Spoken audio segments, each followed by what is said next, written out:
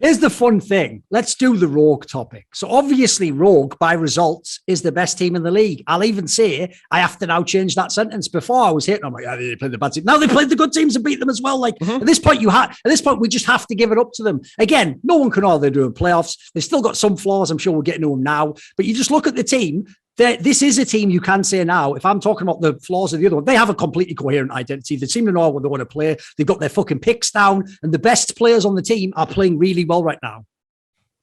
Definitely. I think that Rogue did exactly what we talked about last week. We're like, hey, if this team plays like mage mid, like tank, or like whatever, like weak side top laner, a jungler that has the ability to gank, and then like a strong bot lane, this team is going to be one of the strongest. Like that is exactly what they did. That is how they beat Fnatic. Like they literally just did that. That's all you have to do to be an insane team like that. So I feel like that's the thing that I really like about Rogue is that right now they're actually just doing what's best for them. They're not trying to master everything. They're going to master one thing, and then they're fitting other champions into the play style that they want to play, as opposed to the opposite, where they're like, oh, well, you know, we want to pick this champion. Let's just play something that we don't actually know how to play, where we don't have win conditions that are obvious to us that we know how to execute. So, for example, in the Vitality game, I really like the Volibear pick. I'm like, Malrang can be Malrang on that pick. He doesn't have to be playing Lee Sin or Jarvan. He can still gank. He can still do what he wants. It's not something that's really highly prized in the jungle. People aren't contesting Volibear. It's not the best jungler in the world, but it works for them. That's the type of stuff that I would want to see. Like I'm so down to see like Odo play an Aatrox game if it looks like a good pick.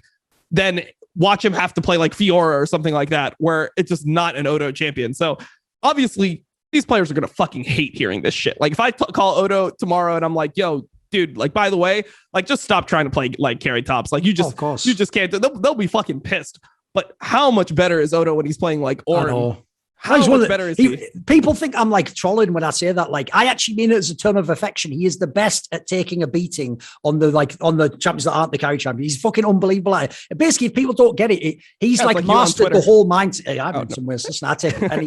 Listen, the joke is that I do block it. So I take the L, but I ensure I don't ever take a second L, or more like I don't see the second L. I'm like philosophical. If a second L happens, but I don't see it, did it in fact happen? Solipsistic view on the universe, but not at all self-indulgent or narcissistic. Okay.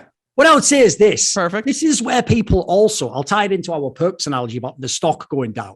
Dude, during Worlds, you might remember this, I was one of the only people who said that Rogue actually had a chance to do something in that group. Everyone else like, you thought we can't possibly, they're going to get destroyed. Look, it's down one. And I was like, mate, just the fucking roster they have. Look how good those players in isolation were. They're best of ones. You can trip over and win one of those. Like that can happen. Now, here's the thing. Yes, on paper, they lost their two best players, the most important players on the team in terms of like fan voting and who people thought were the best.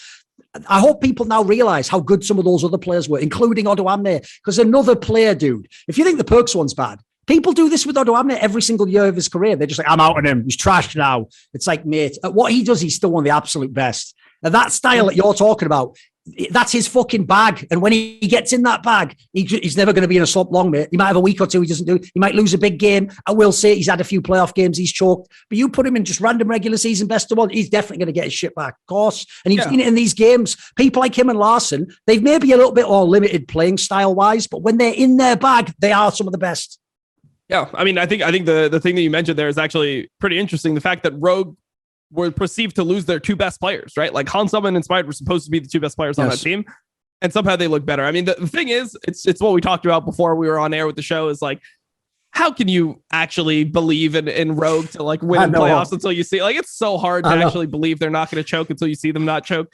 But for right now, like, they look like the best team in LEC. We can at least say that. Like, yeah, sure, they've looked like the best team in LEC before. I think the difference this year is that they're gonna listen to our show, Thorin. They're gonna know who they are. They're gonna be like, all right, let's just stick to our guns. That's our recipe. We don't need to become insane to beat like Mad Lions this year or Fnatic this year. We just need to be the best at what we do. And there's enough picks for it right now. Like that's the thing about Odo's bag that we're talking about is like his bag isn't just playing only Orin or only Renekton. Like there's other picks that can fluctuate into this that are in different metas. So like, for example, the World's meta, you have champions like Kennen that are possible. You have champions like Nard that are possible that also fit in this genre of like top laners where you can be weak sided and you can still be really impactful and team fight better. And that's the distinction too, is like Odo's good at like losing lane gracefully and then team fighting really, really well. Yes.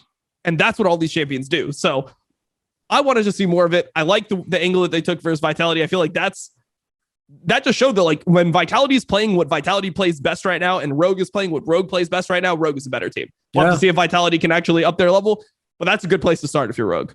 The one angle I'll tie into historically, though, because this is where, again, actually, as much as I was critical of the coaching staff in past years, like for a third year with slightly different players again, they've done it again. They've got one of the best teams. But here's what I'm going to watch out for, mate. For me, I always felt like they were the worst coaching staff at adapting, though. They figured the problems out immediately, the roster. They've done it every single time. They very quickly figure out how the roster should play, and they sort of get the blueprint. They get like this is how you're going to play. He's going to do this. We're going to have these picks. It's like you've got, let's say the first 5 to 6 weeks, you got it nailed. But they are the team where if the patch changes, if another team gets really good, if someone figures out something about them, I've always felt like they didn't seem like they always adapted that well. And often it felt to me like they sort of just let the players keep playing the same way, even if it started to not work. So that's what I'm interested to see is, will this just be the best way they can play? Because you said it last week.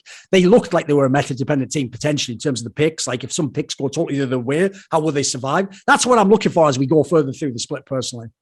Yeah, I mean, I'm looking for that. But I also think that Malrang actually, I mean, Malrang seems like he gets better every week, right?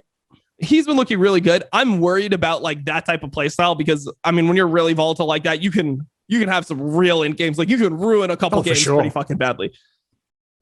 So I think that he's somebody who might prevent them from falling into that like over passivity that they did before. And I think that Inspired was definitely more like efficiency based, while Malrang is way more willing to like look like an idiot if it means winning the game, and like he just wants to hit timers and be in lanes when he needs to be. So I feel like he's the person that if you see Malrang fall off, it's gonna be just Rogue 3.0. He's the canary in the coal mine. Yeah, definitely. The canary in the choke mine, whatever. Yeah, exactly. He's the canary in the choke mine right there. It's gonna live and die on this guy in playoffs. If he's playing like the best jungler in LEC like he is right now, if he's playing the best jungler in LEC in playoffs, I think this team can legitimately win. If you see him start like running it down a bit, team is fucking doomed. Want to see more cool, funny, interesting clips based on topics from my content? Well, subscribe to this channel then, or, be a pleb and don't.